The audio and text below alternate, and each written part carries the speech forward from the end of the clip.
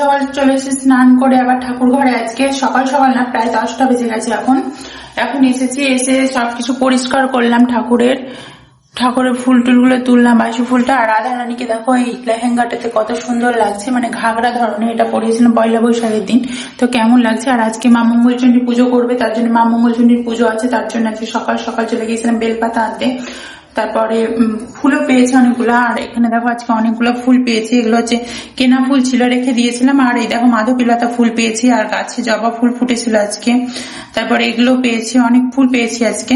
তো আজকে মনটা খুবই ভালো, ভীষণ ভালো মনটা, কারণ অনেকগুলো ফুল পেয়েছি। এবার ফুল দিয়ে সাজাতে গেলে ঠাকুরকে তো খুব সুন্দর লাগে। আর মা মঙ্গলচণ্ডীর পুজো আজকে যেহেতু, তো মা মঙ্গলচণ্ডীর পুজোটা এই মাসে প্রত্যেক মঙ্গলবার করেই করবে।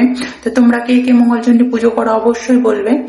আর এখন ঠাকুরকে সাজিয়ে নেব, তারপর তোমাদের সঙ্গে অবশ্যই সবকিছু শেয়ার করব, কিভাবে সাজাচ্ছি না সাজাচ্ছি। তো প্রথমে আগে আলপনা দেব, তারপর সাজাবো। তো চলো আলপনাটা দিয়ে নিই, তারপরে তোমাদের সঙ্গে আবার শেয়ার করছি কি করছি না করছি।